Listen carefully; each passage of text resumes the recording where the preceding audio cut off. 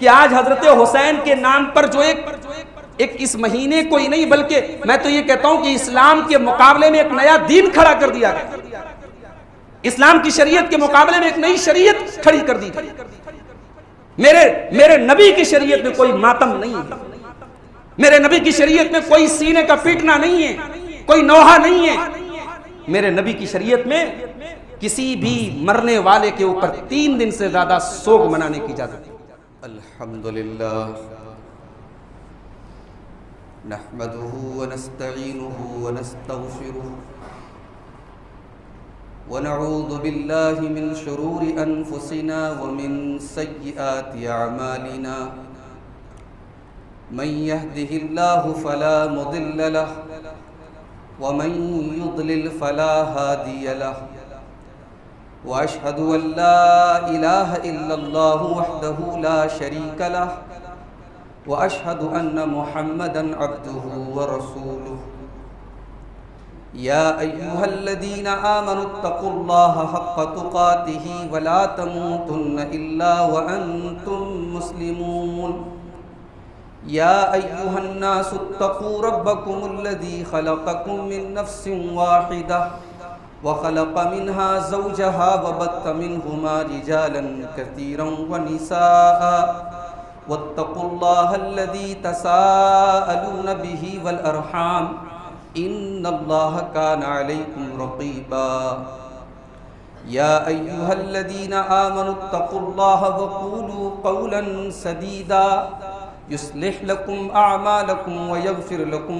ذنوبكم ومن يطع الله ورسوله فقد فاز فوزا عظيما أما بعد فإن خير الحديث كتاب الله وخير الهدي هدي محمد صلى الله عليه وسلم وشر الأمور محدثاتها وكل محدثة بدعة وكل بدعة ضلالة وكل ضلالة في النار اعوذ باللہ من الشیطان الرجیم بسم اللہ الرحمن الرحیم ان عدت الشہور عند اللہ 12 شہرا فی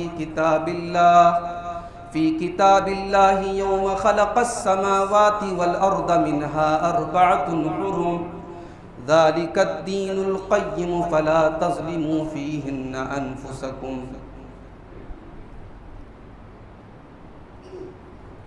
محترم حاضرین جمعہ، اسلامی کیلنڈر کا پہلا مہینہ شروع ہو چکا ہے، جس کو ہم محرم الحرام کا مہینہ کہتے ہیں۔ ہمارے اسلامی سال کی شروعات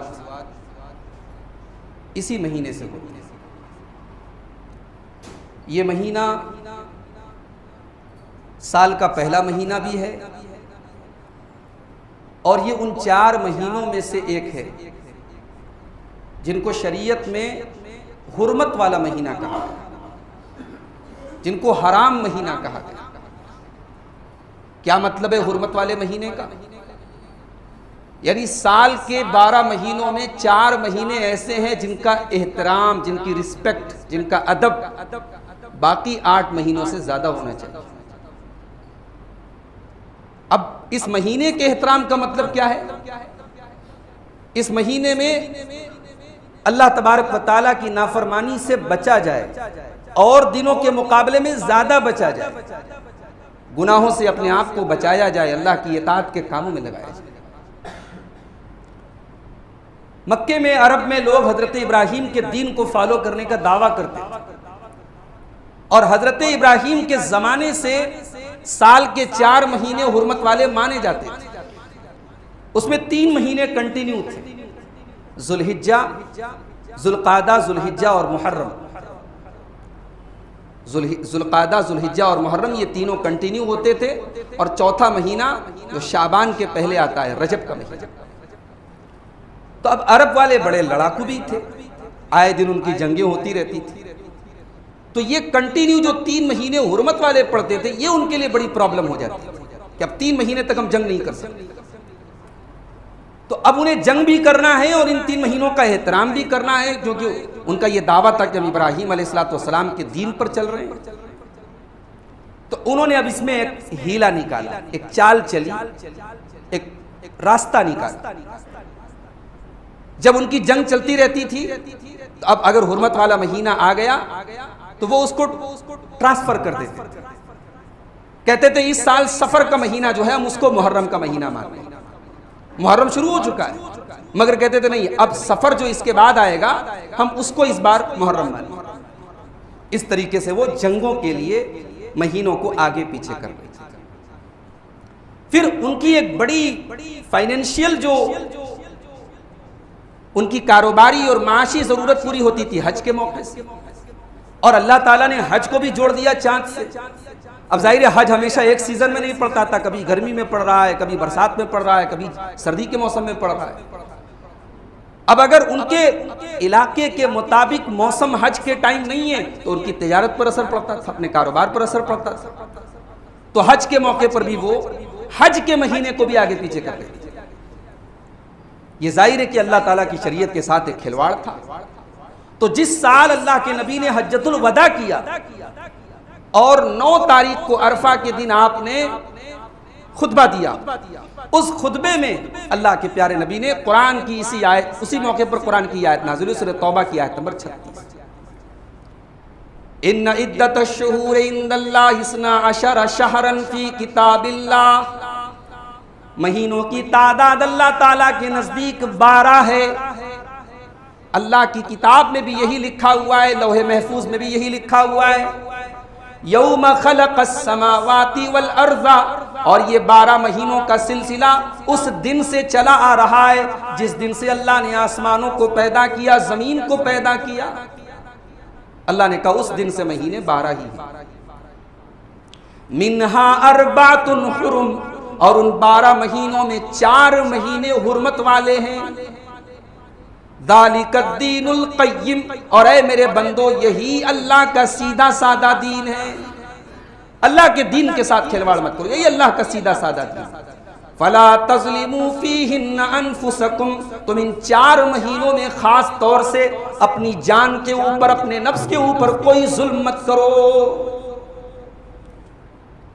تو اس موقع پر اللہ کے نبی نے خطبہ اپنا جو خطبہ دیا عرفات کے میدان میں، اس میں آپ نے فرمایا کہ آج وقت اپنی پرانے چکر پہ لوٹ آیا ہے، زمانہ پھر سے اپنی گھڑی پر لوٹ آیا ہے، اور اب جو مہینہ چل رہا ہے اس وقت ذی الحجہ کا، یہ بالکل سٹیک ذی الحجہ کا مہینہ۔ اور پھر قرآن کی اس آیت کی تفسیر بھی اللہ کے نبی نے کی کہ 4 مہینے جو حرمت والے کون کون سے ہیں؟ آپ نے کہا 3 لگاتار ہے، ذوالقعدہ، ذی الحجہ اور محرم، اور ایک جو ہے رجب کا مہینہ۔ تو ان 4 مہینوں میں سے ایک محرم کا مہینہ ابھی شروع ہوا ہے اور چلا ہے۔ محرم کے مہینے کی ایک فضیلت اور بھی ہے، محرم کے مہینے کا روزہ اللہ تبارک و تعالیٰ کے نزدیک رمضان کے بعد سب سے افضل روزہ ہے۔ اللہ کے پیارے نبی صلی اللہ علیہ وسلم فرماتے ہیں افضل الصیام بعد رمضان شہر اللہ المحرم، رمضان کے بعد سب سے افضل روزہ محرم کا روزہ ہے، اللہ کے مہینے کا روزہ۔ اب یہ محرم کا روزہ کس تاریخ کا روزہ ہے؟ اس مسئلے کو حل کرنے کے لیے جب ہم صحیح بخاری کو اٹھاتے ہیں تو صحیح بخاری کے اندر عبداللہ ابن عباس رضی اللہ تعالیٰ عنہ کی ایک حدیث ملتی ہے۔ عبداللہ ابن عباس کہتے ہیں کہ جب اللہ کے رسول صلی اللہ علیہ وسلم مدینہ آئے تو عاشورہ کے دن محرم کی 10 تاریخ کو یہودی روزہ رکھتے تھے۔ تو جب یہودیوں سے پوچھا گیا کہ تم لوگ عاشورہ کے دن کیوں روزہ رکھتے ہو، تو یہودیوں نے جواب دیا ھذا یوم اظفر اللہ فیہ موسیٰ و بنی اسرائیل علی فرعون، کہا کہ عاشورہ کا دن وہ دن ہے جس دن اللہ تبارک و تعالیٰ نے حضرت موسیٰ کو اور بنی اسرائیل کو فرعون کے اوپر کامیابی دی تھی۔ فرعون اسی دن غرق ہوا تھا اور موسیٰ علیہ السلام کو کامیابی ملی تھی، اس لیے ہم اس دن کی تعظیم میں روزہ رکھتے ہیں۔ اللہ کے پیارے نبی نے فرمایا فَنَحْنُ أَوْلَى بِمُوسَىٰ مِنْكُمْ، ارے موسیٰ کے اوپر تم سے زیادہ تو ہمارا حق ہے۔ آپ نے صحابہ کو حکم دیا کہ 10 محرم کو عاشورہ کے دن روزہ رکھو۔ یہ بخاری شریف کی روایت ہے۔ صحیح مسلم کے اندر ایک حدیث ملتی ہے، عبداللہ ابن عباس ہی کی وہ حدیث ہے۔ وہ کہتے ہیں کہ جب اللہ کے نبی کو یہ پتا چلا کہ عاشورہ کے دن کی تعظیم کرتے ہیں یہود و نصارہ، اس دن کو بہت بڑا مانتے ہیں، تو اللہ کے نبی نے فرمایا کہ اگر میں آئندہ سال زندہ رہا لَأَصُومَنَّ الْيَوْمَ التَّاسِعَ، تو میں 9 کو بھی روزہ رکھوں گا، اگر آئندہ سال میں زندہ رہا تو میں 9 کو بھی روزہ رکھوں گا۔ عبداللہ ابن عباس رضی اللہ تعالیٰ عنہ کہتے ہیں کہ آئندہ سال اللہ کے نبی محرم کا مہینہ آنے کے پہلے انتقال کر گئے، وہ آپ کی زندگی کا آخری سال تھا، لیکن آپ نے طریقہ بتا دیا کہ اب چونکہ یہود و نصارہ اس دن کی تعظیم کرتے ہیں تو اب روزہ رکھا جائے تو 9 اور 10 دونوں کا روزہ رکھا جائے۔ اصل روزہ 10 کا ہے، لیکن یہود و نصارہ کی مخالفت میں آپ نے 9 کا بھی رکھنے کا ارادہ ظاہر کیا، لیکن آپ کی وفات ہو گئی اس لیے آپ نہیں رکھ سکے، لیکن امت کے لیے حکم ہے کہ 9 اور 10 کو روزہ رکھا جائے۔ اس روزے کی فضیلت کیا ہے؟ صحیح مسلم کی ایک حدیث میں اللہ کے نبی سے پوچھا گیا کہ عاشورہ کے روزے کی کیا فضیلت ہے؟ اللہ کے پیارے نبی نے فرمایا انی احتسب علی اللہ ان یکفر السنۃ التي قبلہ، عاشورہ کا روزہ پچھلے 1 سال کے گناہوں کا کفارہ بنے گا، 1 سال کے گناہ اس سے پچھلے 1 سال کے گناہ معاف ہو جائیں گے انشاءاللہ۔ تو یہ روزہ ہم اور آپ ضرور رکھیں، یہ اس مہینے کا ایک بڑا اہم کام ہے جو ہمیں اور آپ کو انجام دینا چاہیے۔ محرم کا مہینہ شروع ہوتے ہی بڑے افسوس کی بات ہے کہ مسلمانوں کے ایک بڑے طبقے میں اس مہینے کو غم کا مہینہ بنا دیا۔ یہ مہینہ شروع ہوتے ہی سیاہ کپڑے پہنے جانے لگتے ہیں، کئی جگہوں پر تو یہ ہے کہ 7 تاریخ کے بعد گوشت نہیں آتا، گھروں میں جھاڑو نہیں لگائے جاتے، گھروں کی صفائی نہیں کی جاتی، کچھ لوگ شادی نہیں کرتے۔ کیا حقیقت ہے ان تمام باتوں؟ ان تمام باتوں کو جوڑا جاتا ہے کہ اس مہینے کی 10 تاریخ کو 10 محرم سن 61 ہجری کو اللہ کے پیارے نبی کے نواسے حضرت علی کے بیٹے حضرت حسین رضی اللہ تعالیٰ عنہ کربلا میں بڑے مظلومانہ طریقے سے شہید ہوئے تھے، ان کی شہادت کی وجہ سے اب یہ مہینہ غم کا مہینہ بن گیا، اس لیے ہم اس مہینے کو غم مناتے ہیں۔ سب سے پہلی بات تو آپ یہ سمجھ لیں کہ حضرت حسین رضی اللہ تعالیٰ عنہ کے بارے میں ہمارا اسٹینڈ کیا ہے، ہمارا موقف کیا ہے، اہل سنت والجماعت کا موقف کیا ہے، اہل الحدیث کا موقف کیا ہے، صحابہ اور تابعین اور سلف صالحین کا موقف کیا ہے۔ اس میں کوئی شک نہیں کہ حضرت حسین رضی اللہ تعالیٰ عنہ اللہ کے نبی کے بڑے محبوب نواسے ہیں اور بہت سارے فضائل ہیں حضرت حسن اور حسین۔ صحیح بخاری کی روایت ہے، عبداللہ ابن عمر رضی اللہ تعالیٰ عنہ سے کسی عراق کے آدمی نے پوچھا کہ حالت احرام میں اگر کوئی مکھی مجھ سے مر جائے تو اس کا کیا مجھے فدیہ دینا پڑے؟ تو حضرت عبداللہ ابن عمر نے بڑے غصے میں فرمایا کہ اس عراقی کو دیکھو، اس کوفی کو دیکھو، یہ حالت احرام میں مکھی مارنے کا مسئلہ پوچھ رہا ہے، ان لوگوں نے نبی کے بیٹے کو قتل کر ڈالا، انہوں نے نبی کے نواسے اور نبی کے لاڈلے کو قتل کر ڈالا اور نبی کے اس نواسے کو قتل کر ڈالا جس نبی کے نواسے کے بارے میں اللہ کے نبی نے فرمایا تھا ہما ریحانتای من الدنیا، حسن و حسین دنیا کے میرے 2 پھول ہیں۔ بڑی محبت کرتے تھے اللہ کے نبی اپنے ان دونوں نواسوں سے۔ ترمذی کی صحیح روایت ہے، اللہ کے نبی نے فرمایا الحسن والحسین سیدا شباب اہل الجنہ، جنتی نوجوانوں کے سردار ہوں گے حسن و حسین۔ دنیا میں جو لوگ نوجوانی میں انتقال کر گئے جب وہ جنت میں جائیں گے ان نوجوانوں کے سردار ہوں گے حسن و حسین۔ یوں تو جنت میں تمام کے تمام لوگ جوانی کی حالت میں جائیں گے، 30 سے 33 سال کی عمر میں سارے لوگ جنت میں جائیں گے، مگر دنیا میں جو لوگ جوانی میں انتقال کر گئے ان نوجوانوں کے سردار ہوں گے حسن و حسین۔ حضرت حسن و حسین کے بارے میں اللہ کے پیارے نبی نے سنن نسائی کی حدیث ہے، آپ نے فرمایا کہ من احبنی فلیحب ھذین، جو مجھ سے محبت کرتا ہے وہ ان دونوں سے محبت کرے۔ ترمذی کی صحیح روایت ہے، اللہ کے پیارے نبی خطبہ دے رہے ہیں، حضرت بریدہ ابن حسیب حدیث کے راوی، اللہ کے پیارے نبی خطبہ دے رہے، اتنے میں آپ نے دیکھا کہ حضرت حسن و حسین رضی اللہ تعالیٰ عنہما سرخ رنگ کا لال رنگ کا کرتا پہنے گرتے پڑتے پھسلتے مسجد میں چلے آ رہے۔ اللہ کے پیارے نبی نے اپنے خطبے کو بیچ میں سے روک دیا اور منبر سے اتر کر کے اپنے ان دونوں نواسوں کو گود میں لیا، انہیں پیار کیا اور آپ نے لوگوں کی طرف مخاطب ہو کر کے فرمایا کہ سچ فرمایا اللہ نے، انما اموالکم واولادکم فتنہ، تمہارا مال اور تمہاری اولاد تمہارے لیے آزمائش ہے، فتنہ ہے۔ میں نے اپنے ان نواسوں کو مسجد میں آتے دیکھا، گرتے پڑتے دیکھا، مجھ سے صبر نہیں ہوا، میں نے اپنی گفتگو کو روک کر کے جب تک ان کو گود میں نہیں لے لیا مجھے سکون نہیں ہوا۔ یہ محبت تھی اللہ کے رسول کی حسن و حسین۔ حضرت حسین کے بارے میں ترمذی کے اندر بالکل صحیح روایت ہے، اللہ کے پیارے نبی نے فرمایا حسین منی وانا من حسین، حسین مجھ سے ہے میں حسین سے ہوں۔ ان کے فضائل، ان کے کمالات، ان کی عظمت کا ہمیں یقیناً اقرار ہے، ہم مانتے ہیں، مگر مسئلہ یہ ہے کہ آج حضرت حسین کے نام پر جو ایک اس مہینے کو ہی نہیں بلکہ میں تو یہ کہتا ہوں کہ اسلام کے مقابلے میں ایک نیا دین کھڑا کر دیا گیا، اسلام کی شریعت کے مقابلے میں ایک نئی شریعت کھڑی کر دی گئی۔ میرے نبی کی شریعت میں کوئی ماتم نہیں ہے، میرے نبی کی شریعت میں کوئی سینے کا پیٹنا نہیں ہے، کوئی نوحہ نہیں ہے، میرے نبی کی شریعت میں کسی بھی مرنے والے کے اوپر 3 دن سے زیادہ سوگ منانے کی اجازت نہیں۔ آپ کے والد کا انتقال ہو گیا، آپ کی والدہ کا انتقال ہو گیا، آپ کی عزیز بہن کا انتقال ہو گیا، مگر آپ 3 دن سے زیادہ سوگ، دل کے اندر غم ہو سکتا ہے رہ جائے، دل کے زخموں کو بھرنے میں ٹائم لگتا ہے، لیکن آپ اپنے کاروبار کو جو بند کرتے ہیں یا ظاہری اعتبار سے آپ جو غم ظاہر کرتے ہیں وہ سلسلہ 3 دن سے زیادہ نہیں۔ صرف بیوہ عورت کو حکم ہے کہ وہ 4 مہینہ 10 دن تک عدت گزارے گی اور اس میں وہ زیب و زینت نہیں کرے گی، اپنے مرحوم شوہر کے لیے وہ 4 مہینہ 10 دن تک عدت گزارے گی، وہ اس کو ایک ایکسٹرا اجازت ہے۔ اسلام کوئی ایسا دین تھوڑی ہے جس میں خوشی کے نام پر کچھ بھی کرو، غم کے نام پہ کچھ بھی کرو۔ اسلام بڑا ہی سمپل دین ہے، بڑا فطری دین ہے۔ میرے نبی نے جو شریعت دی ہے اس شریعت میں کوئی کھلواڑ نہیں ہے، کوئی ڈھول تماشا نہیں ہے، کسی کے مرنے پر کوئی ماتم نہیں ہے، کوئی سینے کا پیٹنا نہیں ہے، کوئی گریبان کا چاک نہیں ہے۔ میرے نبی کی شریعت میں تو یہاں تک اللہ کے نبی نے فرمایا کہ گھر والے اگر ضرورت سے زیادہ روتے ہیں، میت کا نام لے لے کر روتے تو میت کو تکلیف ہوتی ہے، ان المیت لیعذب ببکاء اہلہ، مرنے والے کو تکلیف ہوتی ہے۔ کیا بات ہے بھئی، آدمی کیوں روتا ہے؟ کسی کا مرنے پہ کیوں روتا ہے؟ کیونکہ ہمیں اس سے محبت ہے نا۔ اب جب یہ حدیث سن لو کہ میرے رونے کی وجہ سے اس کو تکلیف ہوتی ہے، بھئی ایک تو رونا ہوتا ہے نیچرل رونا ہے، اور ایک ہوتا ہے نام لے لے کے آپ رو رہے ہیں، اس کی خوبیوں کو بیان کر کے رو رہے ہیں، یہ دور جاہلیت کا ہے۔ اللہ کے نبی نے کہا اس کو اوائڈ کرو، اس سے بچو، اس سے مرنے والے کو تکلیف۔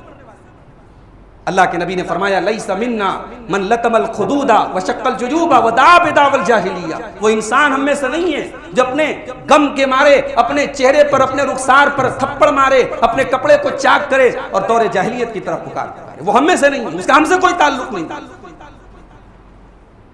میرے نبی کے دور میں شہادتیں نہیں، کوئی کم دردناک شہادت تھی حضرت حمزہ رضی اللہ تعالیٰ عنہ، ان کے اسلام لانے سے میرے نبی کو جتنی خوشی ہوئی تھی اس سے کہیں زیادہ غم ہوا تھا جس دن احد کے میدان میں حضرت حمزہ شہید۔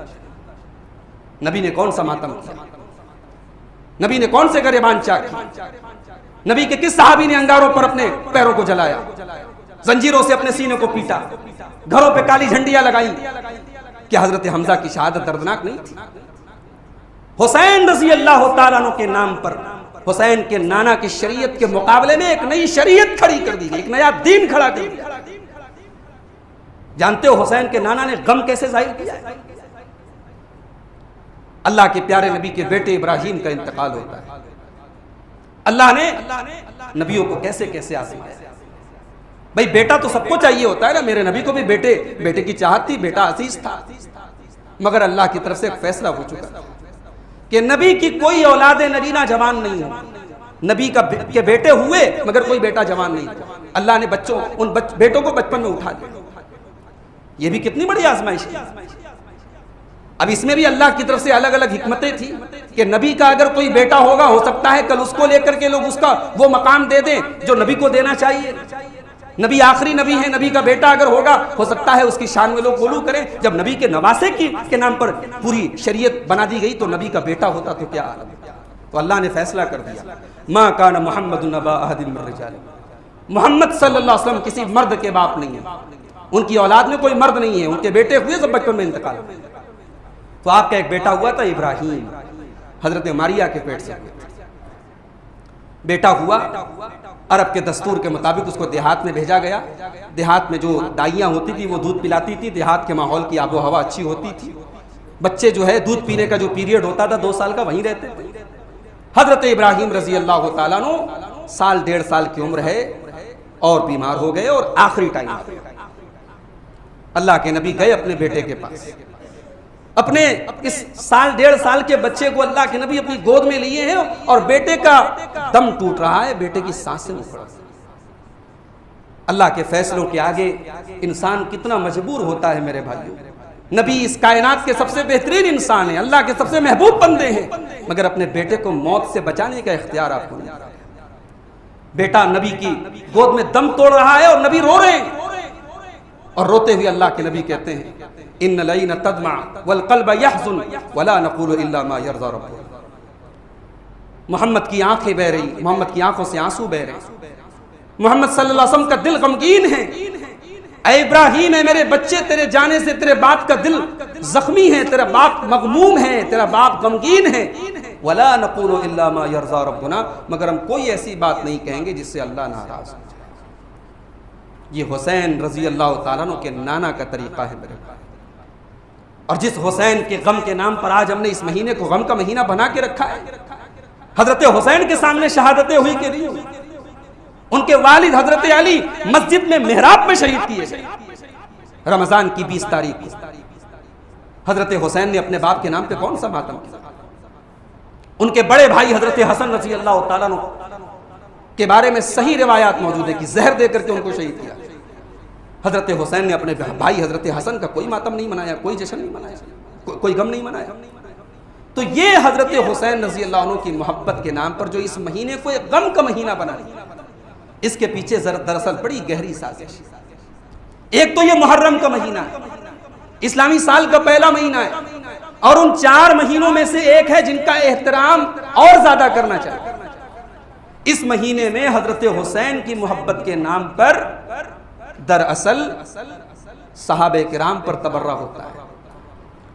اور ہم تو اپنی نوجوان نسل سے کہیں گے کہ ہمیں فیس بک اور واٹس ایپ نے دین سے اتنا دور کر دیا کہ آج ہم اپنے نبی کے صحابہ کے بارے میں کچھ نہیں جانتے۔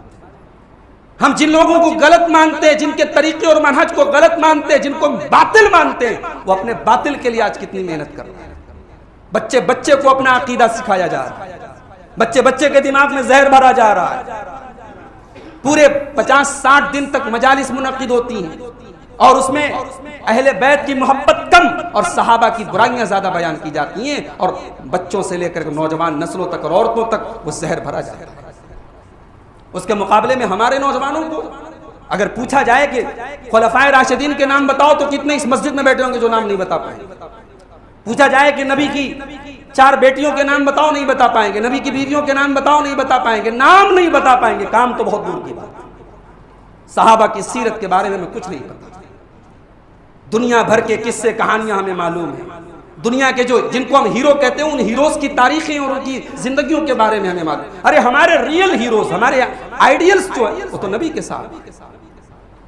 جانتے ہو نبی کے صحابہ کون لوگ ہیں؟ نبی نے اسلام کا جب پودا لگایا، وہ پودا ایک معمولی سا پودا تھا، اس پودے کو اپنے خون جگر سے سینچنے والے اور اس کو ایک مضبوط تناور درخت بنانے والے میرے نبی کے صحابہ۔ صحابہ وہ لوگ ہیں جن کے بارے میں اللہ قرآن میں کہتا ہے محمد الرسول اللہ والذین معه اشداء علی الکفار رحماء بینہم۔ محمد اللہ کے رسول ہیں اور جو آپ کے صحابہ ہیں، جو آپ کے ساتھی ہیں، اشداء علی الکفار، وہ اللہ کے دشمنوں کے لیے بڑے سخت ہیں، رحماء بینہم، اور آپس میں بہت رحم دل ہیں۔ تراہم رکعا سجدا یبتغون فضلا من اللہ ورضوانا، تم ان کو جب بھی دیکھو گے وہ تمہیں رکوع کی حالت میں نظر آئیں گے، وہ تمہیں سجدے کی حالت میں نظر آئیں گے، وہ اللہ کی رضا کے طالب ہیں، وہ اللہ کو راضی کرنا چاہتے ہیں۔ ان کی زندگی کا ایک ہی مشن ہے، ان کی زندگی کا ایک ہی مقصد ہے، اللہ کو کیسے راضی کر لیں۔ سیماہم فی وجوہہم من اثر السجود، ان صحابہ کی پہچان تو یہ ہے ان کی پیشانیاں سجدے کے نشانوں سے چمکا کرتی ہیں، ان کا ماتھا بتا دیتا ہے، ان کا چہرہ بتا دیتا ہے کہ اللہ والے لوگ ہیں، یہ نبی کے ماننے والے لوگ ہیں، یہ نبی کے ساتھ دینے والے لوگ ہیں۔ اس مہینے کو ان صحابہ کے اوپر بھونکنے کا مہینہ بنا دیا۔ آئے دن ویڈیوز آتے رہتے، کبھی حضرت ابو بکر کو کچھ کہہ دیا گیا، کبھی حضرت عمر، ابھی حضرت معاویہ کا تو نمبر بعد میں رکھیے آپ، بھئی حضرت ابو بکر تو ہمارے عقیدے کے مطابق اس امت کے سب سے افضل انسان، حضرت عمر حضرت ابو بکر کے بعد دوسرے نمبر پر سب سے افضل انسان، ان ہستیوں کو نہیں بخشا جاتا، ان کو برا بھلا کہا جاتا، ان پر تبرے کسے جاتا۔ تو یہ صحابہ کرام کے بارے میں بھونکنے کا، ان کو برا بھلا کہنے کا مہینہ بنا دیا گیا۔ اور پھر یہ کون سا غم ہے میرے بھائی جو 50-60 دن تک ہر سال منایا جاتا ہے؟ بھائی نبی کے سامنے بہت سارے غم کے واقعات ہوئے، آپ کی بیوی خدیجہ کا انتقال ہوا، آپ کے چچا ابو طالب کا انتقال ہوا، آپ کے چچا حضرت حمزہ کی شہادت ہوئی، آپ کی بیٹیوں کا انتقال ہوا۔ نبی نے کیا ہر سال اس مہینے کو غم کا مہینہ بنا دیا؟ شوال کے مہینے میں جنگ احد ہوئی، حضرت حمزہ جس میں شہید ہوئے، 70 صحابہ شہید ہوئے، کیا احد کے شوال کے مہینے میں اللہ کے نبی نے شادیاں نہیں کی اور شوال کو غم کا مہینہ قرار دے دیا؟ کیا بکواس ہے میرے بھائی۔ اور یہ بات بھی یاد رکھو، یہ عقیدے کی بات ہے کہ اگر آپ کے دل اور دماغ میں بھی کہیں ہے کہ محرم کے مہینے میں شادی نہیں کرنا چاہیے، یا فلاں تاریخ کو منحوس سمجھنا چاہیے، یا فلاں دن کو منحوس سمجھنا چاہیے، تو آپ اپنے ایمان کی خیر منائیں۔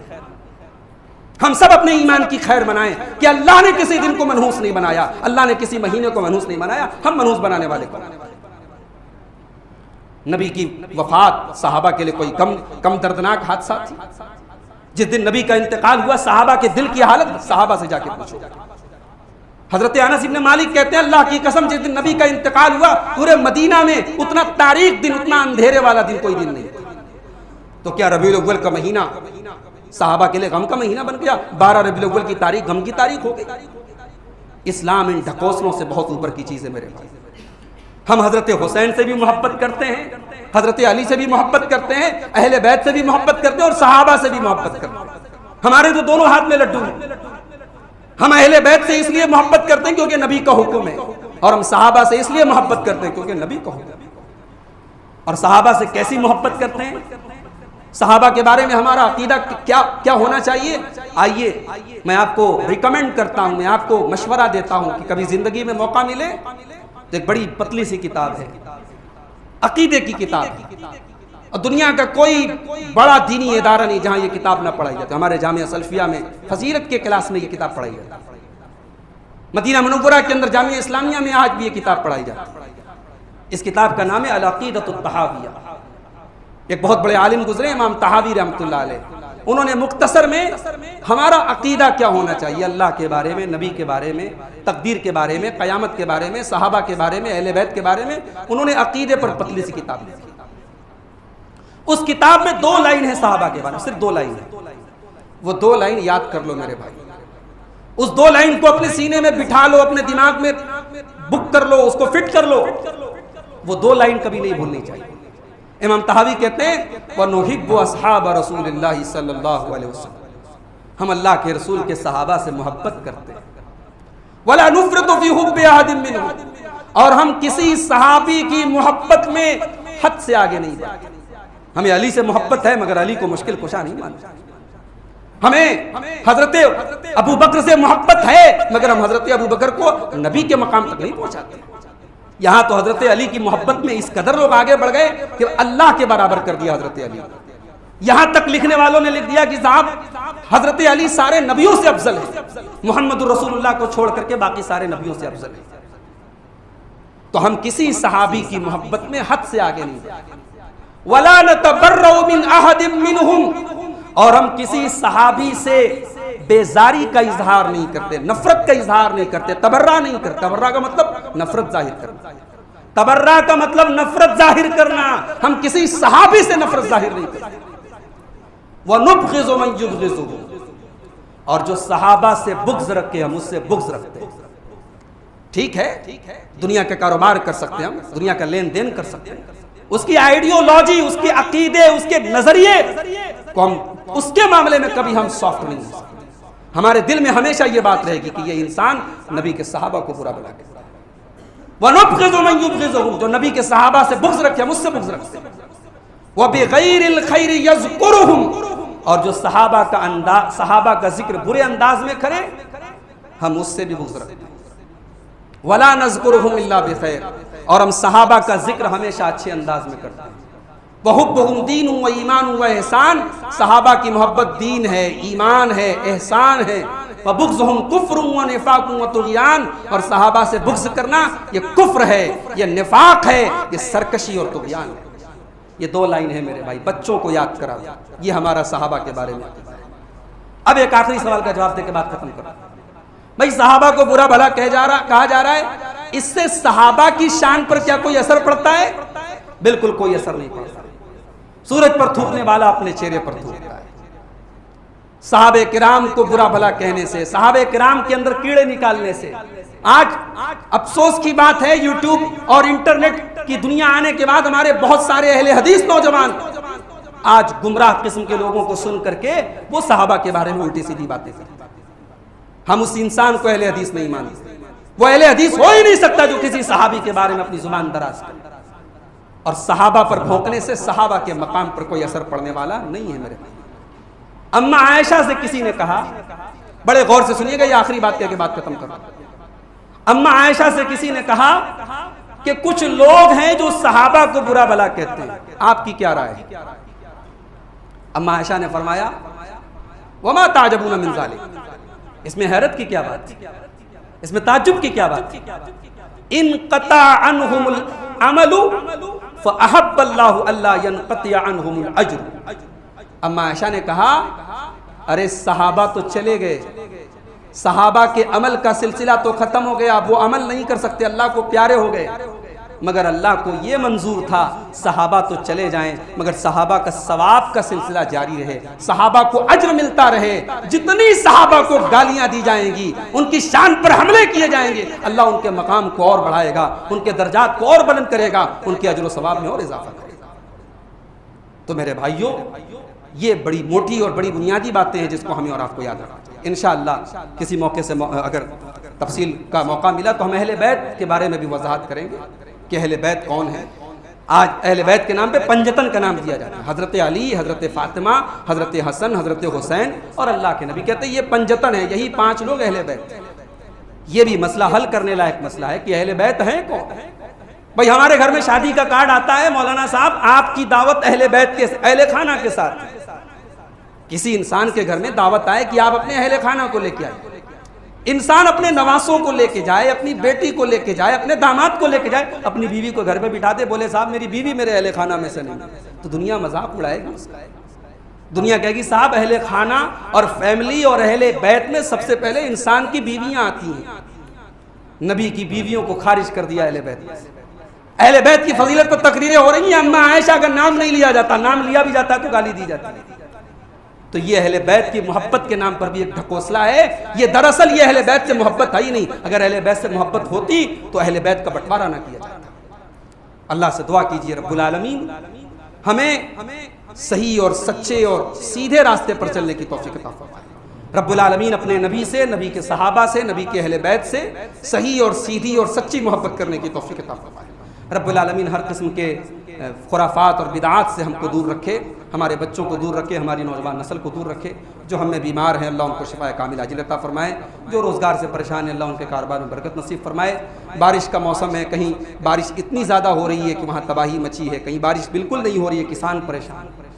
جہاں بارش زیادہ ہو رہی ہے وہاں اللہ بارش روک لے، جہاں بارش کی ضرورت ہے اللہ وہاں بارش نازل فرما دے۔ اللہ ہم سب کو، ہمارے ملک کو امن چین اور سکون کے ساتھ رکھے، ہمارے ملک کو ہر قسم کے شر سے محفوظ رکھے۔ اللہ حاسدین کے حسد اور شرینوں کے شر سے ہم سب کی حفاظت فرمائے، جب تک دنیا میں زندہ رکھے، اسلام پر زندہ رکھے اور خاتمہ ہم سب کا ایمان پر ہو۔ آمین۔ وآخر دعوانا الحمدللہ۔